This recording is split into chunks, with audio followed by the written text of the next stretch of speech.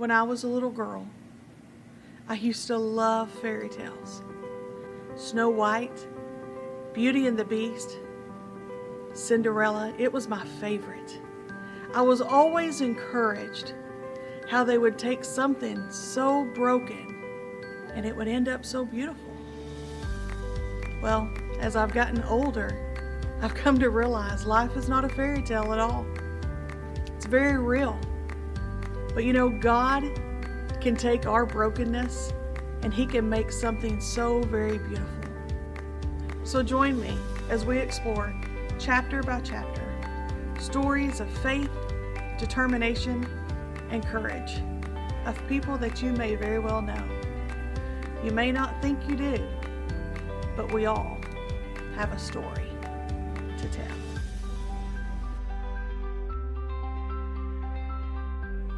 My name is Chris McDonald, and this is my story. July 23rd, 1971 in Salem, Kentucky, I made my debut into the world. I was born in Salem Hospital, and I don't know what year they stopped delivering babies there, but it might have been after I was born. They might have said we've had enough. But anyway, that's where I was born, and then I grew up right there in Salem. I don't know how many people are there now. Back then, there was probably 500 maybe. And so I have a brother, and he's 14 years older than I am. And so my mom and dad were older when they had me. My dad was 38, mom was 35. And so I wasn't an only child, but I really was kind of raised like an only child. My brother left home when he turned 18.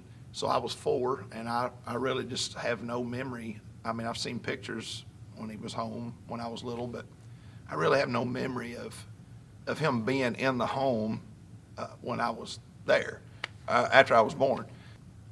I had a good childhood. I don't have one of those stories of, you know, you hear some people tell their life story and their childhood was just tragic, and mine wasn't. Mine was not tragic. I mean, there were things that happened, sure. But, you know, mom and dad, they were, you know, they were just the typical American mom and dad. I mean, dad worked hard and mom stayed home and took care of the home. I grew up hunting and fishing. I mean, I always, in the summertime, I would have a fishing pole in my hand most days, and come fall, you know, I spent from fall to spring hunting. And so that's where I developed a lot of my, I guess, just love for outside, and I stayed outside. I mean, I played in the dirt constantly, and I probably ate as much dirt as I played in. My dad taught me a lot from that early age, just about life, really. And I didn't understand it all then. Of course, when you're a kid, you don't grab a lot. You know, you hear adults say things when you're a kid, and it doesn't make sense to you when you're small. But as you grow up, you look back on when you were small, and you're like, oh wow, so that was really important, you know. And I'm thankful for that. Growing up, you know, mom and dad were always in the home. Dad worked on a core drill, and they were actually drilling around here for fluorspar. And, you know, he comes home every afternoon, and they had a bunch of drills running here, and he was over all of that. And so he would get in of the evening. Of course, we'd all eat supper together as a family, and, you know, he might get called out at night to go check on drill rigs and stuff. But I just remember as a little kid, I could hear him coming home because he had big mud tires on his truck. And so, you know, if there's any rednecks watching, you know what I'm saying. You can hear them coming from way far away. And so I would hear them humming coming down the road, and I would run in the house and tell mom, hey, Dad's on his way home. And, of course, she would have supper ready. And when he come in, he would wash his hands, and we would sit down at the table together and eat. And I cherish those times so much because, man, we spent so much time sitting at that table talking. Even when we were done eating, we wouldn't get up. we would just sit there and talk. And so it was just great, great family time. And I was close with both my parents, but my dad and I had a different kind of bond. And what I wanted to be him. I wanted to be everywhere he was at, and every step he took, I wanted to be right there with him. So he would throw me in a truck with him and haul me to work with him, and I was just a little guy, but I'd go with him. I'd go to work. A lot of times I'd go to work and stay there all day on the drill with him. And just, I wanted to be doing whatever he was doing. And so he would set me in his lap. And, I was just a little guy. And he would show me about the drill and about running it and operating it. And I just remember, of course, I don't guess you can do it now, but back then, he would stand me up in the seat between his legs. And I would drive the truck going down the highway, I thought I was driving. He would kind of have a hold of the wheel, but I thought I was big stuff, And so anyway, and then he would take me out in fields going back into those drills, and if it was muddy, and he would goose the truck and throw the mud, and I thought that was the greatest thing ever. So the fluorspar industry crashed here, and that meant something was going to have to change with my dad's career. So he didn't want to quit core drilling because that was really his passion. And so he had to start working away from home. And I was about somewhere around 10 when that happened. And I'm telling you, it was a blow to a little boy. I remember the first time he left, I cried like someone had passed away. Like I could not wrap my brain around him being gone, because I was used to him being there all the time, home every day, all that, fishing together, whatever. So now he was gone, and I'm like, it's totally devastating to me. And of course, obviously he would come back and forth, but from that point on, till I got out of high school, that was a different period of life for me, because he was in and out, not in a bad way, but that was just life. So then my mom and I grew closer then, because it was her and I in the home all the time, and she was a hoot. I get a lot of my humor from her. Every night, just about, she would pop popcorn on the stove, and we would sit and eat popcorn. And believe it or not, my mom loved to watch boxing. And so we would sit and watch boxing for hours. I mean, we had 3 channels, right? So it's like you don't have a lot of options. And but she would pop popcorn almost every night on the stove. I couldn't even begin to tell you how many hours we spent playing cards together. We'd sit and play rummy. And there was a game called Aggravation. Probably most people now know it as Trouble, but it was aggravation to my mother when we would play, because I would make it hard on her when we played. And so anyway, it just, that kind of stuff growing up, I cherish it, because there's so much time that we spent together that, in the modern age now, I don't see kids getting a lot of that, and it's precious. When I was 12, I killed my first buck, and it was on my grandmother's place. And we got all these modern deer stands now, but there was nothing modern about my dad. So we would go into the woods, and of course my dad was real tall. If you didn't know who he was 6'7". So we would walk in the woods, and he would just start looking around at trees, and he'd just look around and say, we'll build one here. And he would just climb a tree and carry boards up the tree with him and start building a deer stand. It's like, what are you doing? And so anyway, this particular stand, I'm about to laugh thinking about it, because to me it's hysterical now, especially now looking back on it. So we find 3 dogwood trees. Well, if you know a dogwood tree, they're not real big. And it was in the corner of a field. And he said, this will be a good spot for a stand. I'm like, okay, I'm a kid, whatever, I don't know. But he was teaching me something then that I would pick up on later. So anyway, he digs around in his truck and he finds some boards, and then he got some stuff from one of my cousins, and we broke every scent rule known to deer hunting. The platform of the stand was an old piece of plywood, and I'll never forget it. It had the AC Delco emblem on it, and it had diesel fuel all over it and motor oil. I mean, it was nasty. So we build these steps going up this tree out of sticks and nailed them to the tree, and then we built a platform and put this piece of plywood on it.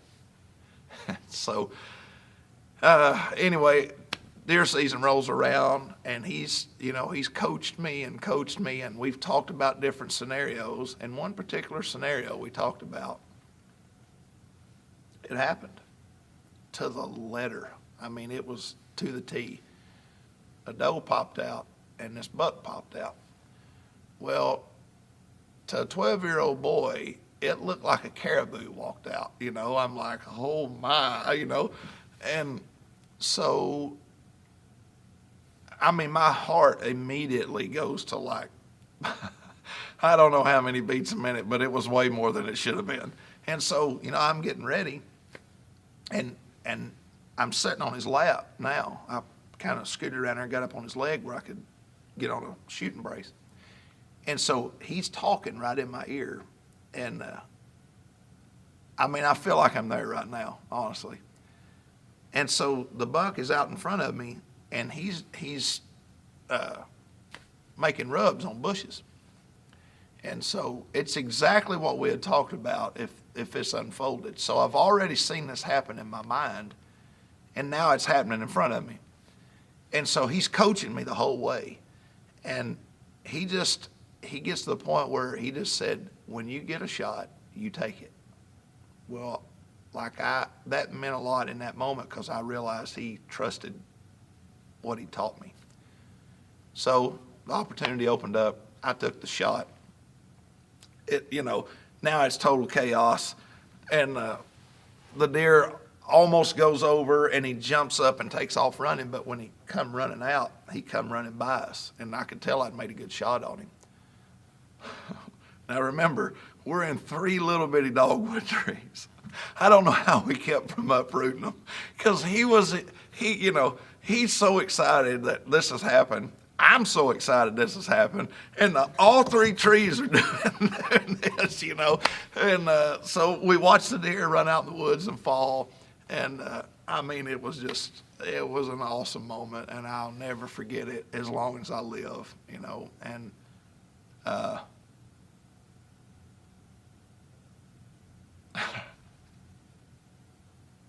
that started a lot of years of memories he and I built together in the woods. And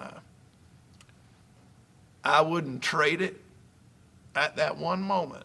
I wouldn't trade it for all the money in the world, because it means more to me than anything that money could buy me, is just that bonding that happened in that moment between a father and a son. It was incredible. My dad, he put a work ethic in me, and my dad was a worker. I mean, he was working up until he passed away at 84. He still worked, and he commercial fished, so he ran trot lines, and then when he worked away from home, he would come home and spend all of his time off doing that. And I helped him. I started helping him at 8 years old, and I grew up in a john boat in the summer. I mean, a lot of kids were out, they were doing whatever, and he was getting me out of bed at 5 in the morning to go to the river, and that was life. And when you're 8 and 9, you don't always think, hey, this is fun. It's fun for 3 or 4 days in a row, but 8 or 9 days in a row, it starts to kind of wear off on the fun end. But looking back now, I'm like, man, it's the best thing he could have done for me. He put something in me that's invaluable. We went to church, pretty regular. And when I was about 8 years old, I was laying in my bed one night, praying, and I prayed to receive Christ the best that an 8-year-old would know how. And I really believe in that moment something happened, but shortly after that, we quit going to church for whatever reason. And so there was no discipleship to that decision at all. And then that other things happen as you grow up. And if there's nothing there to grow that relationship, you don't really know, oh, okay, I prayed a prayer and received Jesus. Now I guess I'll just do whatever. And so when I got into my teenage years, the whatever took a wrong turn, and 12, 13, 14, I'm just a kid doing whatever. Nothing I would say really bad, just, I'm just a typical young boy. I mean, really, just rambunctious and full of energy and wanting to go all the time. I had tasted alcohol before, but when I was 15, I went to a neighbor's house one night, and that's the first time I ever got drunk. And it started something in me that, almost cost me my life. And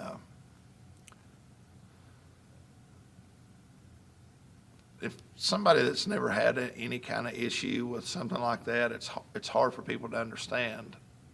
And I don't really even know how to explain what happened in that moment. But really what I knew, or what I thought I knew, I guess, in that moment is I have to do this again.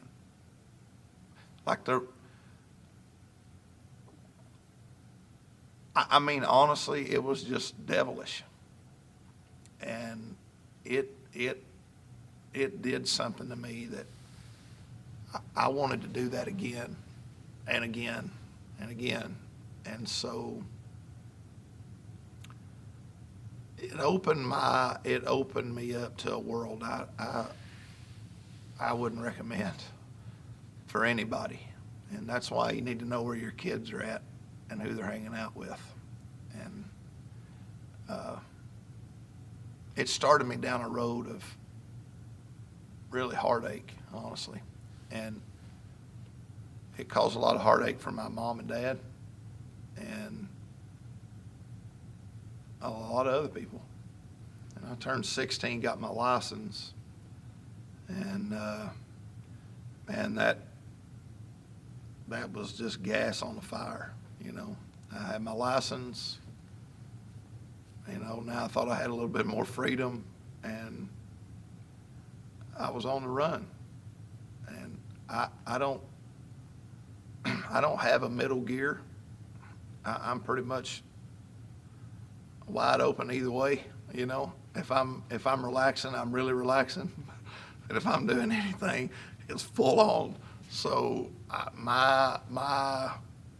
I'm on a party, then hold on to your hat, because we're going to party. And that's just, I'm not saying it's a good thing. I'm saying it's a bad thing. That's just how I was wired from early, like birth. And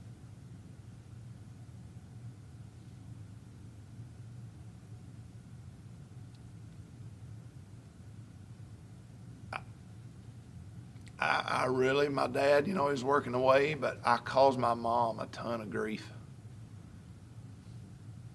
At that point in her life, she was having some trouble, and I just made it worse. And I just didn't care, man. I mean, the drunker I could get, the better, I thought, and the more times I could get that way, the better.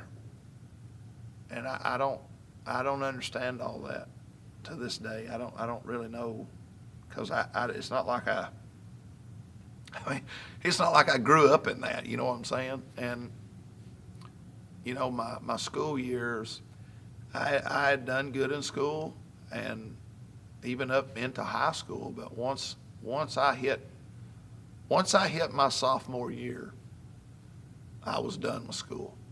Because to me, I was repeating everything I'd already done. I thought, yep, this makes no sense. I've already done this. And I just turned it off. I checked out. And so, you know, from sophomore, junior, senior, it was a struggle to get out of there. And they were glad when I left, I'm sure. The day they gave me my diploma, I was just as happy as they were, I can tell you. And, you know, there's a girl I grew up with. If you're watching this, Rita, thank you. If it hadn't been for her, I probably never would have graduated. She helped me. I'm turning 18, and I was working here in town, and I always worked. I never, like, I saw that put in front of me, and I knew, like, it doesn't matter whatever you do at night, come daylight, you work. Like, that's, you know, and so you're trying to balance all that, you know what I mean? And so I got a job with my dad and started traveling. And I had grown up, Dad worked away from home then. Like I said, when I was about 10, he left. He worked away from home, but when he would come home, he commercial fished. And so I started helping him do that.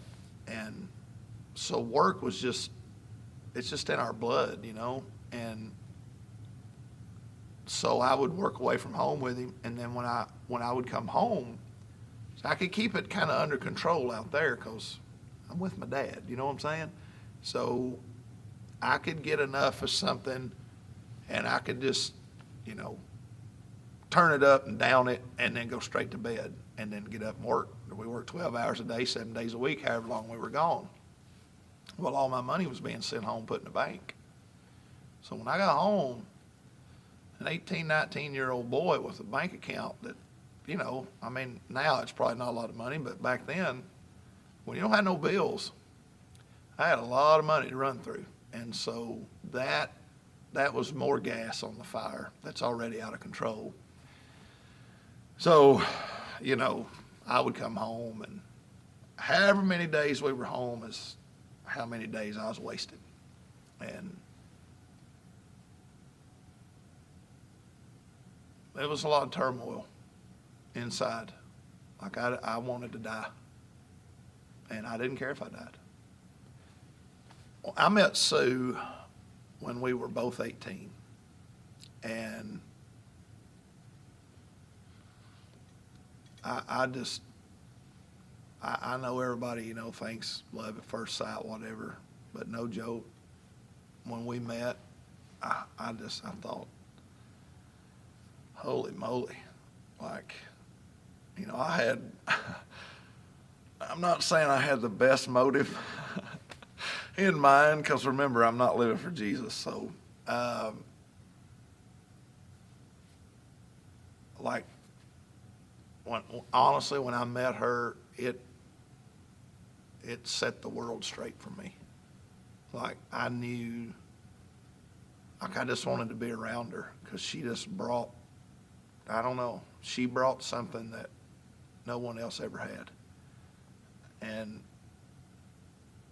I mean, I was head over heels that quick. And let's just say up till then, I'd lived pretty colorful. But I knew, I'm like, I want to marry this girl. Like, I want to spend the rest of my life with this girl. And of course, we're 18, you know, you don't know much when you're 18. You think you know a lot, but in reality, you don't know very much at all.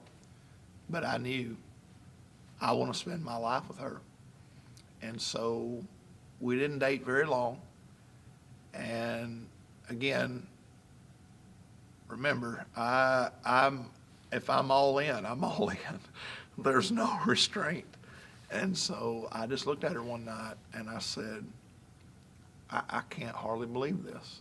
And she said, you can't believe what? And I said, that I'm looking at the woman that's going to have my children. And it freaked her out, which looking back, I can kind of see why.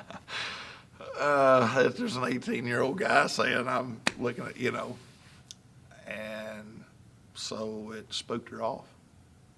And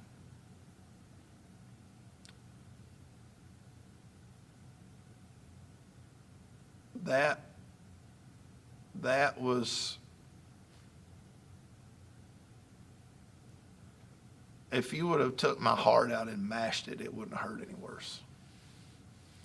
And so I'm already battling alcoholism. And now we've dumped an entire barrel of gas on a fire that's, now I'm out of control. I tried to date. I didn't care. I didn't want, I only wanted to be with her. And it wasn't like I was a weird stalker kind of thing, I loved her and my heart was broke. So I'm still working with my dad and we're traveling. I mean, we're gone sometimes 40, 50 days at a whack. And, it's 7 days a week, 12 hours a day when you're gone. And so when I come home now, and I mean, it's on.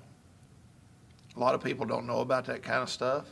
That people that knew me, a lot of people didn't even know that was going on, which is crazy to me. I don't know how they could miss it, I mean, I didn't weigh $105 soaking wet, and I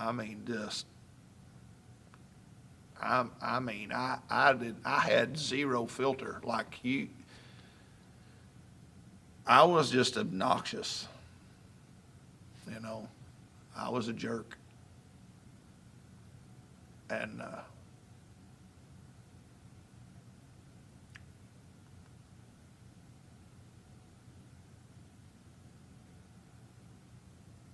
I was trying to fill a hole that I couldn't fill. So that period was about 7 months that we were apart.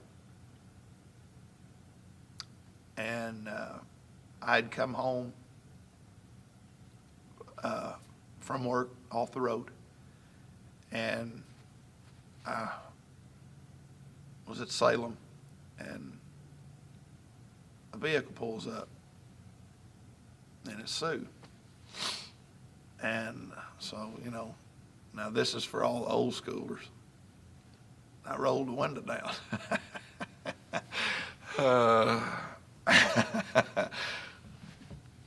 I said, "What are you doing?" I'm like, don't, I'm basically thinking, don't start no crap with me, because I still love you, and I don't, And anyway, she said, "Well, I come looking for you." And I'm like, "Oh, yeah?" She goes, "Yeah." I said, "Well, where's your man at?" And she said, "Well, I'm not going with anybody." And I thought, that ain't no bad thing, So anyway, we started dating again. And my mom kind of lined her out a little bit. My mom was a fireball. She was 5'5" and full of juice, man. And she lined her out pretty good. And I was out of, I couldn't control what was going on in my life now. And we'd been dating for a few months, and Sue told me, she said, I can't do this anymore. And I said, "What are you talking about? You can't do this anymore." She said, "I can't watch you die. You're dying. You're killing yourself. I can't do this." And I said, "What are you talking about?" And she said, because she grew up in a home with someone that, was alcoholic, and she's just like, I'm not marrying an alcoholic. And I said, "So you're saying if I don't quit, you're leaving?" And she said, "Yeah." Well, I couldn't bear the thought of that happening again. Like, I mean, honestly, I'd have probably just, well, I probably wouldn't be sitting here, let's just say it that way. So I said, well, I'll quit. And she's like, whatever. I mean, she knew I had a major problem. And, I mean, I was on a liquid diet, you know, and I said, I'll quit. And she said, for real? And I said, I'll quit if you'll help me. Well, I didn't understand anything about addiction at that time. And so I just tried to quit cold turkey. And that, boy, that set off a whole different deal. But she stuck with me. Thank God. And so we got married. I was 20. She was 19. And I still had issues. But she had some too that we didn't know about till we got married. And that's the thing about marriage. You'll be sure to know if anybody's got issues after you get married. Everybody's going to know you got issues, right? And when you're alone, you can keep them to yourself. But when you're together with someone, they all come out. And holy moly, it was an explosion. Man. And so I'm still battling all that deal. And I'm trying, I say battling, but I'm still an alcoholic. I can't, it's like I can't control it, you know. I want to control it. I don't want to do it, but it's like I can't. I'm still doing it. Most of you've heard our testimony. I mean, the first 7 years were just, man, it was hell on wheels, and they were all on fire. I mean, it was tough, you know. There were good moments, but there was a lot of rough moments. But in '94,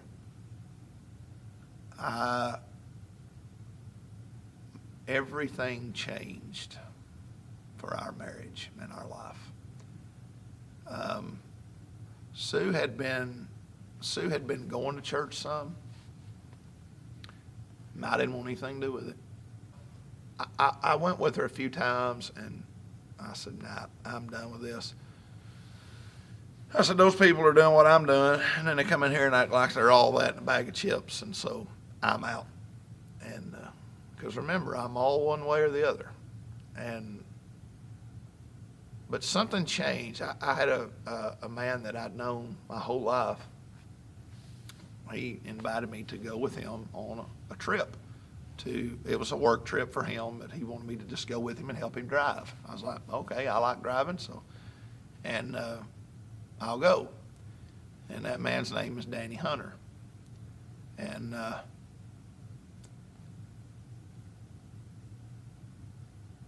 Danny Hunter saved my life. We went on that trip, and he talked to me. He didn't, he talked to me different than any Christian had ever talked to me. He talked to me about what God had done for him. He didn't he knew what I was doing. I mean, I grew up with his son. I'd been around him, you know what I mean? And he talked to me about how good God had been to him and what God had brought him through and what God had brought him through in his marriage. I mean, he just started telling me all these things about how the goodness of God. And I wasn't the sharpest knife in the drawer, but I thought, now I can get in on some of that. I mean, that sounds like what I would want to be a part of. So it was about, 7 or 8 hour drive one way. All the way he talked about it, all the way back he talked about it. I mean, he had a lot to say about the goodness of God. And when I come home, I told Sue, I said, I want to go to church. And she said, okay. So we went. And I think the first time we were there, they had the first or second time, they had a guest speaker, which honestly, I didn't understand this then like I do now, because if I'm anywhere there's a guest speaker, I'm all about it. But back then, it ticked me off. So I'm like, I didn't come to hear a guy preach for the first time, you know, and totally wrong attitude, right? And Sue and I had had a conversation the night before, and when he started to start preaching, he just closed his Bible and walked around the pulpit, and he said, I don't know why I'm doing this, but I really feel like this is what the Lord wants to say. And he preached our conversation. And I knew right then, the God of heaven's talking to me. And I'm like, somebody's going to have to play the piano, right? This is what I knew about church, okay? Somebody's got to play the piano, sing Just As I Am like 14 times, and I'm going to that altar. Like, I know, like, it literally, everyone in the room could have left. Because God was having a conversation with the little boy born in Salem. He'd found me. What I didn't know about God is he'd always known me. As soon as he got done, they hit one note on the piano, and I tore out for the altar. And I didn't know what to do because I didn't know how to pray, but I knew you got to start somewhere. And the only place I knew to start was there. The preacher was shocked. I was shocked, and everybody in the room was shocked. And that was the day that I really committed my heart to the Lord. And that was the day that everything in Chris McDonald's life changed. Because I knew right then that I'll live my life for God till they bury me. And if it costs me my life, I don't care. Because I'd been rescued. And I would love to say it was one of those conversions where every issue goes away, but it wasn't. I still, I was still bound and didn't know how to get free. But that came later, and I got free from alcohol. So I get free from alcohol, and that I've told that story here a lot, and how that happened. And so we're wanting to have a child, and Sue got pregnant, and we're excited, and then we lost that child.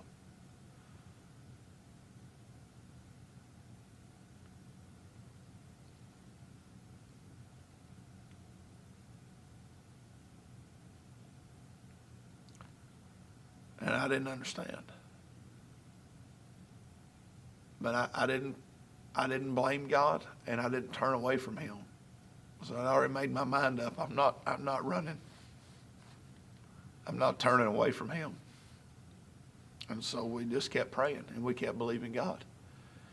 And she got pregnant again. And,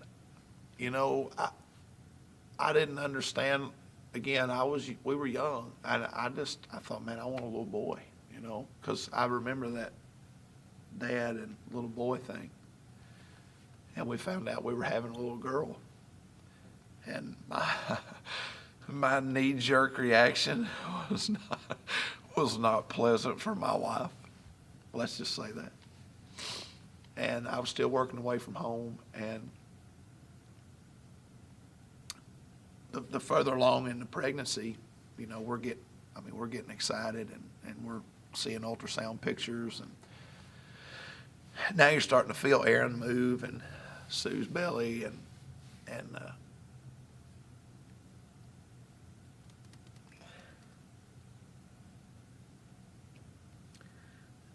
Aaron and I bonded while she was in Sue's belly. As I would lay my head on Sue's stomach at night and just talk to her like I was holding her. Talk to her about what we were going to do. And she would get so excited, Sue would be like, stop talking to her. Like, I can't take it anymore, and just because she would get so excited. And so anyway, we get to her being born part, and Sue had a real rough labor. And I got to see Aaron be born.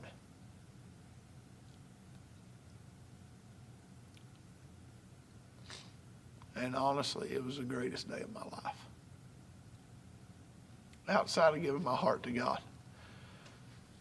When that little girl came into the world, it changed everything in my world. And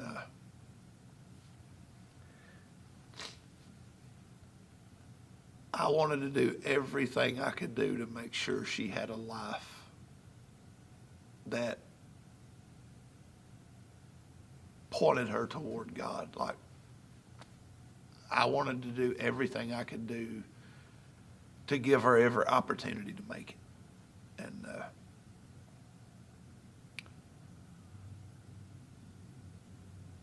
we didn't have any more children because we were selfish.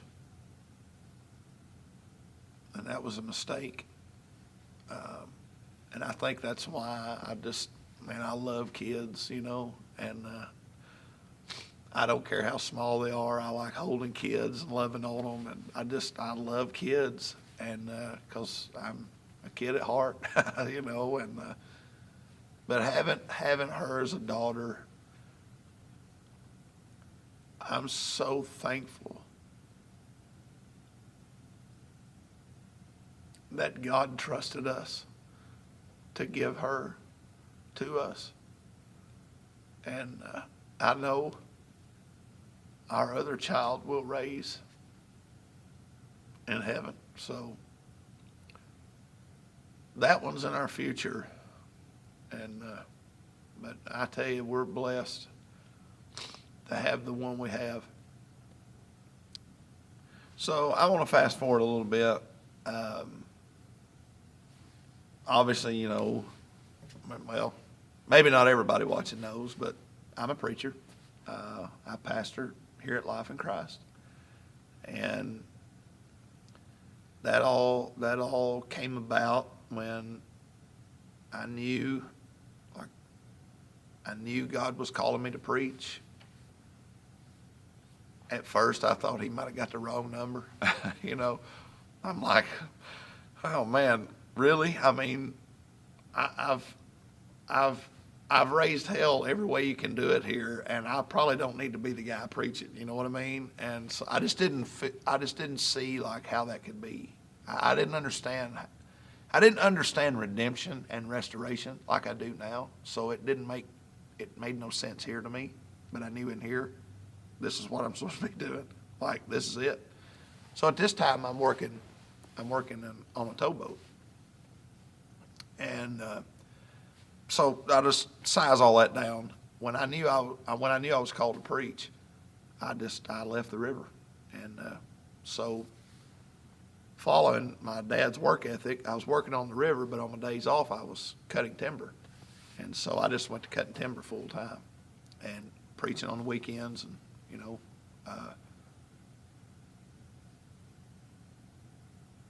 I don't know, every other weekend, every weekend. I mean, I was going somewhere to preach. And so, you know, our life is really making a big swing now. I mean, everything's changed again. Well, we've had a lot of changes in our life. But, you know, now I'm preaching somewhere all the time, and I'm still really growing in my faith. Man, I'm telling you, the first time I ever walked the pulpit, I was as green as grass. I mean, I thought I had to tell everything I knew the first time out of the gate, right? Not a lot's changed on that end, but at least I know now mostly when to stop. But God I had something in me early, like as a little boy, that I was never scared to be in a room full of people. It doesn't matter to me if there's 100,000 people in an auditorium. I could walk to the middle of the auditorium like I owned the place. And I don't mean that like arrogant. It's just I've always been that way. I never was the one to hide in the corner because I didn't want to be around people. there was a room and I wanted to be out in the middle. And, I've always been that way. And when I was 4, my cousin, Cheryl Watson, a lot of you in the local area know her, I was like a little brother to her. And all my cousins were older. And, I just thought Cheryl hung the moon. And she may have hung the moon, actually. She would take me everywhere, which I thought was awesome. And because remember, I was born to older parents, so I grew up around older people, and so I grew up around people who were always telling stories, and so I was a storyteller at an early age. And so Cheryl takes me to school with her. Now I'm 4, and I guess it's like a home ec, young parenting, I don't know, it was some kind of home ec class, whatever they called it then. I don't even know what they call it now, but so she takes me to school with her. Well, it was bring your like your little sibling to school day or whatever. Well, she didn't have a little sibling, but she brought her little cousin, and so I vaguely remember going. The part I remember is I was in the middle of the room, but she could tell the story a whole lot better than I could. But she did say this. She said, everybody else's little ones were hiding behind them, and you were in the middle of the room entertaining the entire room. So God put something in there that I wouldn't be afraid to go in the middle of a room. I didn't know that, obviously, at that age, what that was. I was just being a kid, But that was always. I would always, like, I don't intend on it. It's just where I end up. It's the kind of, it just is what it is.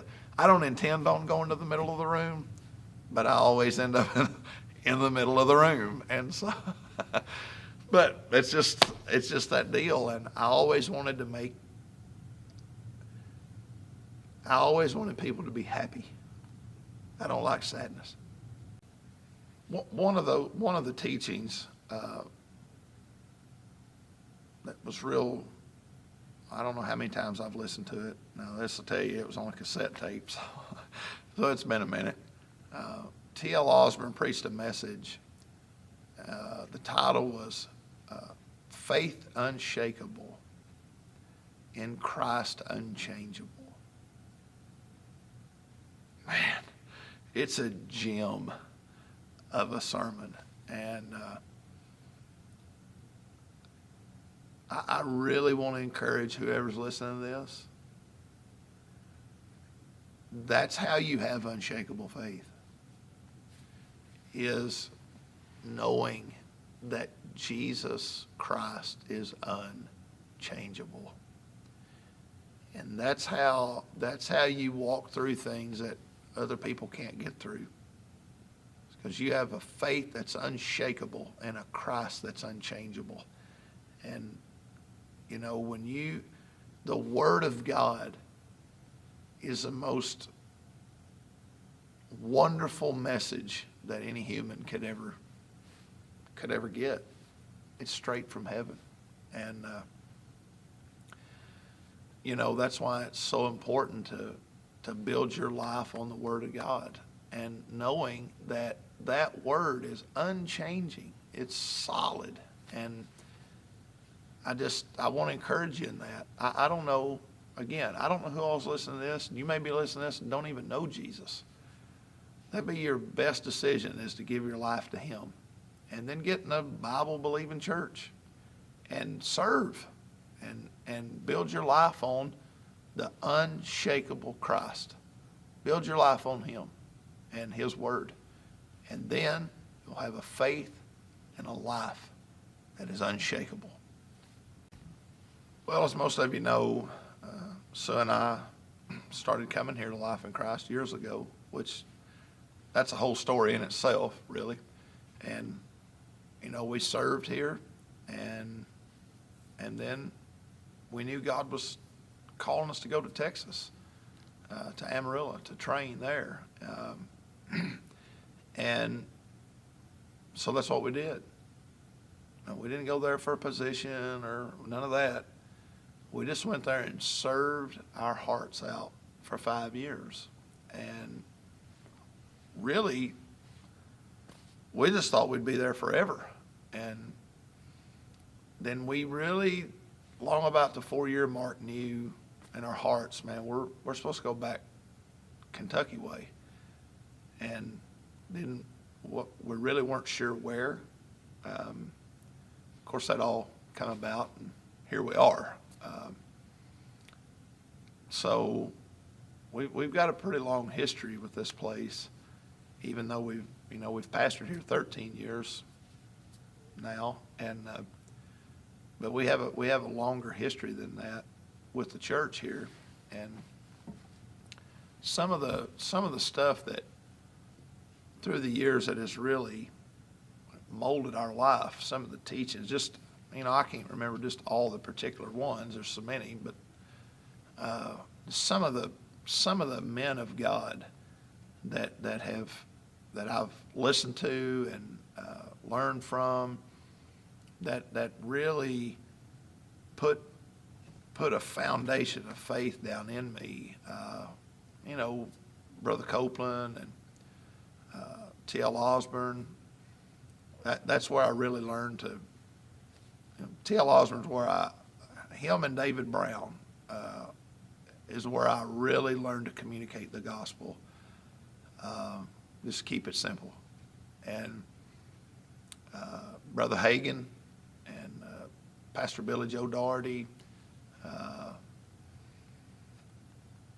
R.W. Shambach, guys like that, listen to guys like that, and how they just believed God for everything they had. And I tell you, it's a good way to live. And Sue and I, when we left here, we sold everything we had and moved out there, didn't know people, it was a whole life change. And then we knew we were coming back, so we sold everything again, and here we come back. And so it's been a challenge at times, but thank God for the people that have sown into us through the years. And they are not all pulpit men.